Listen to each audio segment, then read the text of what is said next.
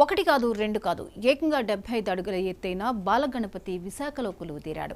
Visakha MVC కాలనీలో భారీ గణనాథుని ఏర్పాటు చేసి ఉత్సవాలు నిర్వహిస్తున్నారు. దీనిపై మరింత సమాచారాన్ని 99 టీవీ ప్రతినిధి కిరణ్ అందిస్తారు.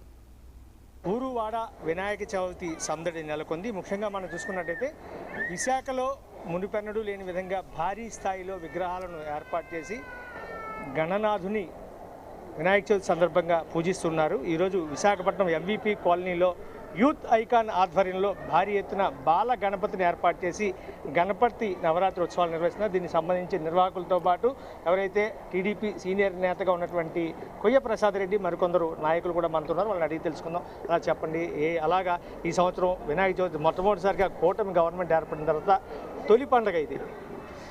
చాలా సంతోషంగా ఉంది. కూటమి ఏర్పడిన తర్వాత మరి మొట్టమొదటి పండుగ అయినటువంటి శ్రీ విఘ్నేశ్వర స్వామి ఈ పూజ ఈ వినాయక చవితి సందర్భంగా రాష్ట్ర ప్రజానీకానికి అందరికీ కూడా హృదయపూర్వక శుభాకాంక్షలు తెలియజేస్తూ ఖచ్చితంగా ఈ రాష్ట్ర అభివృద్ధి విషయంలో ఎటువంటి విఘ్నాలు లేకుండా మరి అద్భుతంగా ఈ రాష్ట్రం అభివృద్ధి చెందాలని, మరీ ముఖ్యంగా ఉత్తరాంధ్ర ప్రాంతం విశాఖపట్నం ప్రాంతం సర్వేగంగా అభివృద్ధి చెందాలి. ప్రపంచంలోనే #1 ఆర్థిక రాజధానికి గతంలో చంద్రబాబు నాయుడు గారు దీన్ని తయారు చేస్తామని చెప్పారు.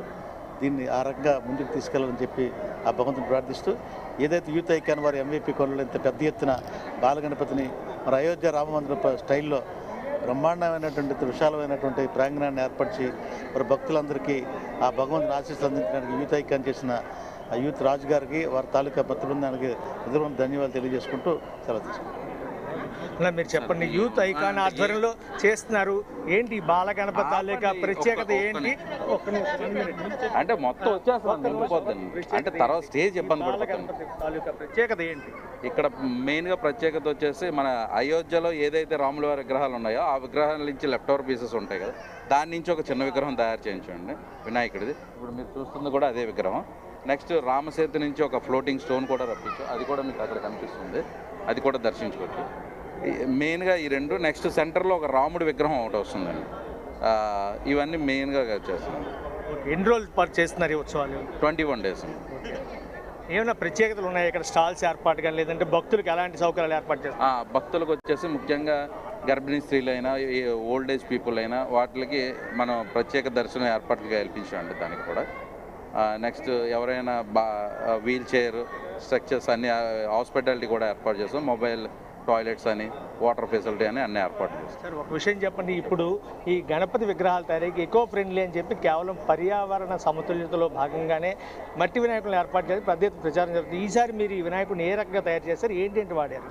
ఇది పూర్తిగా గంగా మట్టితో చేసిందండి. ఇది మన చెప్పాలంటే ప్యూర్ గంగా మట్టి అంటారు కదా, అది మట్టితో చేసిందండి. ఇప్పుడు నిమజ్జనం కూడా ఇక్కడే చేస్తారా? ఎలా? నిమజ్జనం కూడా ఇక్కడేనా. వినాయక చవితి శుభాకాంక్షలండి.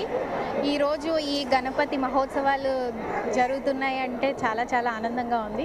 దీని వెనుక కష్టం ఒక్కరిదే కాదు, చాలా మందిది.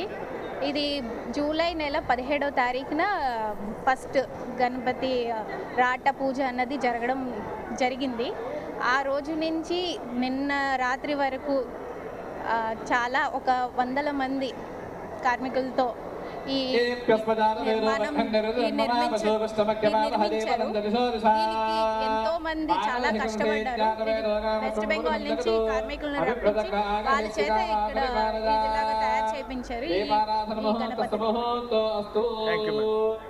ఇది ప్రస్తుతం మనం చూసుకున్నట్లయితే ఏదైతే విశాఖపట్నం ఎంవీపీ కాలనీలో ఏర్పాటు చేసినటువంటి బాల గణపతి పూర్తిగా గంగా మట్టితోనే ఇక్కడ నిర్మాణం చేశామని చెప్పి దాదాపు వెస్ట్ బెంగాల్ నుంచి వచ్చినటువంటి కళాకారులు ఎవరైతే వాళ్ళు 2 నెలల పైచీలకు ఇక్కడే స్థానికంగా ఉండి ఈ బొమ్మను తయారు చేయడం జరిగిందని చెప్పి మొత్తం మీద 21 రోజులు ఈ గణపతి నవరాత్రి ఉత్సవాలను యూత్ ఐకాన్ నిర్వహిస్తుందని చెప్పి, అదేవిధంగా ఎవరైతే భక్తులు ఇక్కడికి వస్తుంటారో వాళ్ళందరికీ కూడాను అవకాశం కల్పించేలా పూర్తి స్థాయిలో స్వామివారి దర్శనం కల్పించేందుకు అన్ని చర్యలు తీసుకున్నామని చెప్పి, ముఖ్యంగా వృద్ధులు కావచ్చు, వికలాంగులు కావచ్చు, వాళ్ళకు ప్రత్యేకంగా క్యూ లైన్లు ఏర్పాటు చేసి భక్తులందరికీ కూడాను ఈ గణపతి ఏదైతే 21 రోజుల ఉత్సవాల్లో భాగంగా అందరికీ కూడా దర్శనం కల్పించేలాగా చర్యలు తీసుకున్నామని చెప్పి యూత్ ఐకాన్ నిర్వాహకులు చెప్తున్నారు. కెమెరామెన్ రాజుతో కిరణ్ కుమార్, 99 టీవీ వైజాగ్.